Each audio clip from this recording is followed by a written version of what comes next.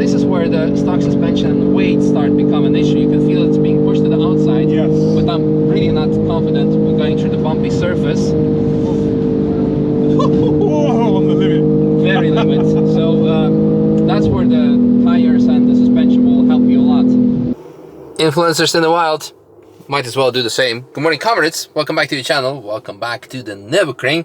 I'm sitting inside the BMW M240, although the screen actually says BMW M2. Can I focus on that because GoPro's in the way? There they go. BMW M2. Well, it is an M240 of the G series, G42, I believe. We did a lap with the car in stock form last year when BMW gave me the car. Also when Paul brought the car actually before BMW, and then he modified it. And that's when we did also slightly modified version, but it had stock power, modified brake suspension, tires, and a big wing, and it was amazing to drive. Today we're driving NVM, modified car actually owned by NVM, the same fella that modified the Michael Shoeblacher's car, the G80 M3 that I drove last year that had over 1 million views. And now finally I'm going to be driving his car. Modified to almost 500 horsepower, I believe. Maybe he can join us. I'm sitting inside because it's very loud outside, Yes. and yeah, because Music to my ears, though. I know DTM is taking place, so I thought here's a bit more sound than anything. 490 something horsepower, right? 492 brake horsepower, 775 newton meters of torque, and that's on our dyno. And you know, different dynos are different, but yeah. Different weather conditions and stuff. yeah, all of that kind of stuff. But yeah, I mean, it feels 492. I mean, 0 to 60 is quarter miles, very similar to that of the stock G80 M3, which means it's about the right figure. Nice. Should be good. And for the rest, it's actually pretty much a stock car. Pretty much, yeah. Lowering springs, turbo back exhaust, panel filter, and just EBC blue. EBC blues, race pads on stock discs. They are upgraded discs from factory, so they're the M Performance, 370mm with slightly larger pistons at the front. Gearbox software, so stage 2 gearbox software and stage 2 ECU tuning. It literally feels like a DCT car now, which is crazy. I'm not sure. Was Shoeblacher's car modified DCT or not? Yes, it was. Yeah. It was. I think was it tuned before you had it? I'm not too sure. Maybe we tuned it after he went to the Nürburgring. But yeah, definitely all the ZF stuff now, Gen 3. It's all in the bag. Yeah, I should have a look. I'm excited for that, especially that's for me the biggest point of complaint in all the G series. Is like the ZF Auto, of course, good gearbox, it does what it needs to do, but you miss the communication with the car that you would have from a DC to DCT. Just want to go show the outside. It's in a beautiful blue color. It's blue. Look at that. Look at those brakes. Nice wheels. What's the color name before everyone? This is Portimao blue. Is it? Don't quote me on that because I'm not a huge colour guy. But Portimao blue with some gloss black accents. It's got lightweight forged aluminium wheels, so these are like 2 kilos lighter than the stock wheels. Yeah. So I think you might feel that on the track. I'm not too sure. Yeah, for that I need to drive the stock wheels, you know, to feel the difference because it's been so long time ago. It's been almost a year that I drove the car in the stock form. We are on PS4S. 4S tires, right? Where is it? Yes, 4S with the star, so BMW specs is more grippy than the regular 4S. 245, 35, 19, and the rear 255 slightly wider. Different exhaust is mentioned, so let's hop in, do a lap, and then you can decide for yourself how it performs. I'm excited. Let's go. Different pedal shifts. Yes, our own magnetized pedal shifts. Nice. It gives a better feel. Yeah. The stock one is like kind of like big and bulky, chunky. Oh, someone took maybe a 6th car out. So I don't know if it's a 6th car. How funny. A rental? Yeah, rental. Yeah. A rental on the ring. Someone last Sunday rolled a rental M8 competition. That's going to be a big court case. Huge. So MDM okay for now? Or MDM leave it for now. I'm a bit tired. I have no interest to push it to the limits. I had a long 14-hour drive from Italy last night. Oh my God. From the holiday. It was worth it, so I'm not complaining. But I know my limitations of today. What? Okay, DCT you like? I'm awake. Very punchy. Very, but in a good way. It doesn't feel that it's gonna unsettle the car or anything.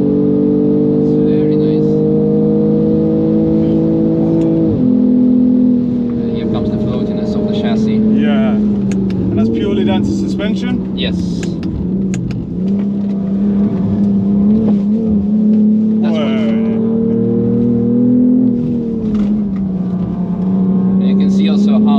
Chassis in front of us is going through corners, and how we are struggling with keeping the weight.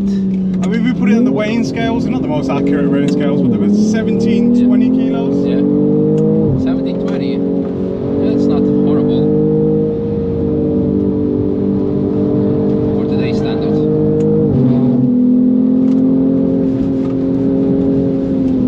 Need Recaro pole positions, right? We need them, yes. Stepping on the floor. Yeah. I'm holding the handle.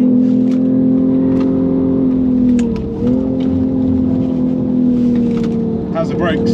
So far so good. We're not using them much, so. Understeer? A bit.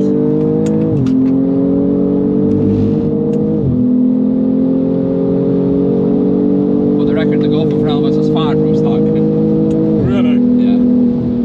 How quick? I need to check. I actually don't know the engine specs, but I know that he's been driving it for years. But he has everything in papers. Actually, he built it in Germany, put everything in papers, so he has all the like technical specifications of everything. Then he put it on Dutch plates, with everything still in papers. But yeah, but he is actually local based. He used to have a camping here. He luckily sold it because it got flooded afterwards. When we had the floods in 21. So far, a random history of local drivers.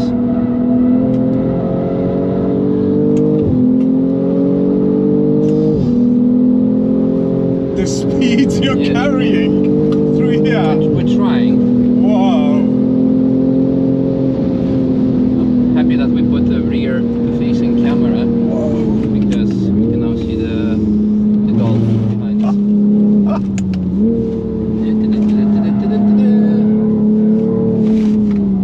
Yeah, we need some buckets. There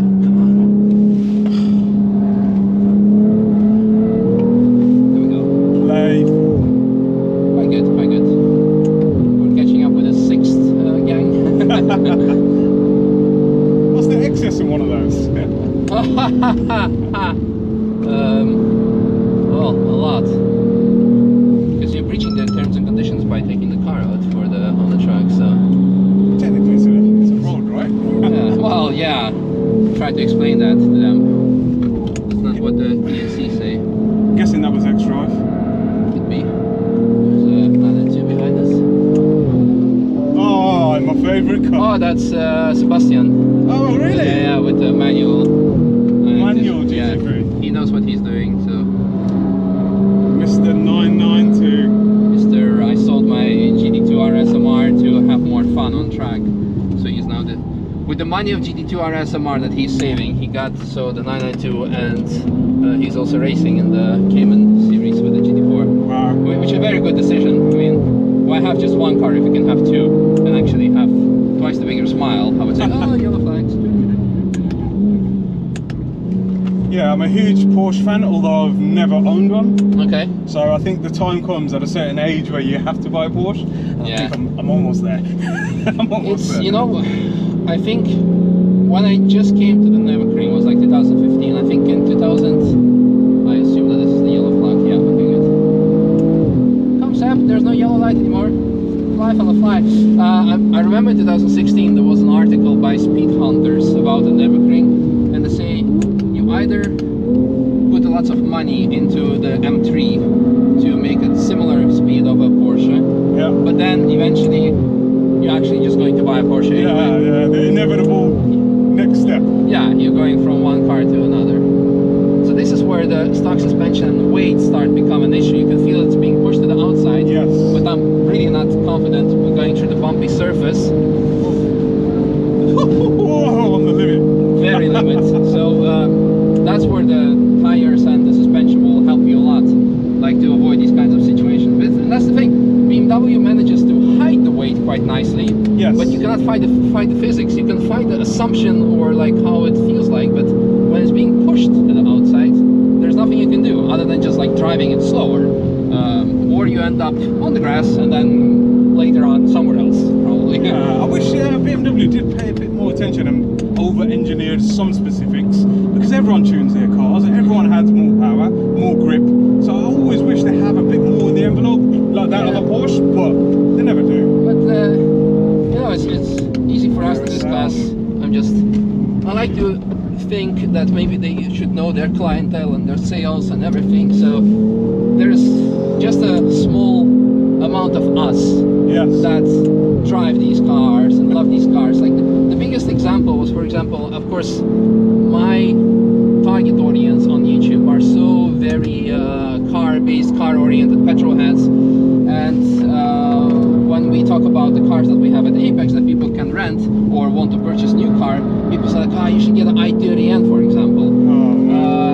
Fantastic car, amazing car. When people come here to do ring taxi experience, I tell them go with the Hyundai, because they will blow you away. But for the average, I want a Disneyland experience customer, they're like, I'm not gonna go in a Hyundai. Are you crazy? It's the same, like, because we ran taxi program for almost 6 years, and you know our cars. We had the Shimmer M3, fully modified, built like almost VLN spec car, and then we had people coming to us and they're like, yeah, we would like to have a taxi ride, like, would you like to go on our M3? I'm like, no, I'm already going in I want to go in M5 because it's higher number, it's a faster car. Or people would come, we had GT2 RSMR, which is a lap record holder production spec car back then, the fastest overall before the AMG1, and people come and say like, I want to go in GT3, not because it's naturally aspirated and emotional car, which I would understand, no, because it's a higher number, or because that car costs more money in their country, because based on the exhaust fume gases, it's a higher costly car than a GT2, and therefore they think that more pricey is better. And I'm like, and then you're like, you know, very long, interesting. Smell the brakes. Yeah, it smells good. Yeah, I don't know if it's us or them, but there are some brakes. So what's the whole conversation, I'll be honest with you. I'm here sweating. I'm trying to have a conversation, but it's not possible, because you literally sent that.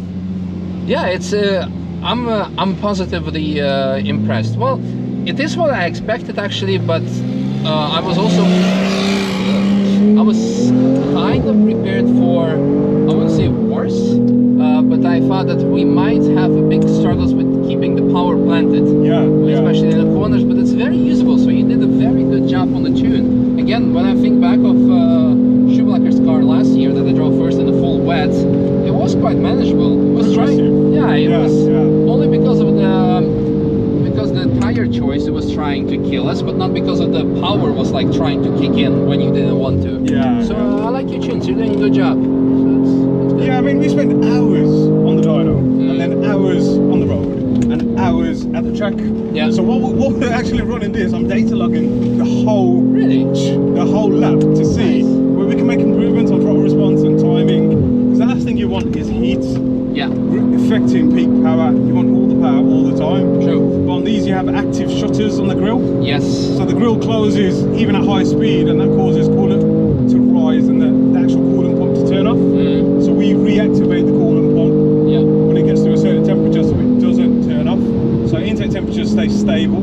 And that is the key to getting reliability out of these B58s, making sure you've got good water pump control, good kind of boost ignition time, and a fine balance. Because you can have, I don't know, the world has gone crazy with draggy at the minute, haven't they? 100 to 200 kilometers an hour. It'll do it once, but it won't do it twice. And that to us is... And you can see it here when people bring their cars and they say it's their fastest, whatever it is, from UK or whichever brand or whatnot. And then after the third corner, the temperature's through the roof. And like, well, what's the point of that? Well, you can see here, your coolant temperature's dropped. Oil is just 100. Oil is, so it's perfect. It's good. Do you have any additional oil cooler? No, this is the original, but we have recalibrated the pump settings. The pump settings. So we made it cooler. We're trying to make the active air grill work so that it opens at full speed, but it's very difficult to kind of understand it at the moment. In terms of calibration, that's what I do. So I do ECU calibration. I very rarely work on hardware modifications and stuff, but generally, ECU stuff is amazing. No, I loved it. Like for me, it was like I said, the power delivery is very nice. It's very controllable. We could have a conversation. I could drive and not being afraid of killing ourselves. The DCT like remap fantastic feature. I didn't expect it to be when you told me, like, okay, let's see, but you it's know, quick, right? You know, it does very nice. It works. It works amazing. I like it. And yeah, well, the rest is a given that you are going to improve the suspension, brakes, tires. 100%, 100%. But now you have a good indication of what the stock car. I mean, like I said, this is a fast road spec, right? And you know, you didn't hit the speed limiter once, which is 380 kilometers an hour. Yeah. And I think you went. I don't know what you went up to. I didn't look. No, 280. The stock limiter is 280, but we've lifted it. Well, no, stock is 250. Is it 250? Yes, you cannot go 380. 380 kilometers per hour. No, I mean in the calibration we've turned it to 380, the maximum. Okay. So basically, there's no speed limiter on there. Okay. Yeah. So there's no limiter, but the car would never be able to do 300. You need 2,000 horsepower for that if you're lucky. Impossible. Yeah. You see, like the sticker on the fuel cap, petrol. Ah, okay. So it's just like you know it's a rental. Yeah, it's a rental car. It's oh well. Yeah, so let's find a parking spot because we're gonna do one more lap that you can find on NVM channel. Yeah, so we're gonna swap the cameras and go again. Maybe not as fast. Not as fast. Because I'm just gonna be cautious with the brakes because since we can smell them, I don't know how they. But the pedal seems to be all right. But we're just gonna be a bit more cautious, and the tire pressures maybe can go a bit lower. But let's go do it, and you can find out everything there on our channel. Thank you so much for the invite and the great lap. Cheers, Misha. It's been a pleasure. It. Literally, you've opened our eyes as to how fast you can drive. Nice. Stage 2 M240i. Yeah, no, I enjoyed it. Thank you so much.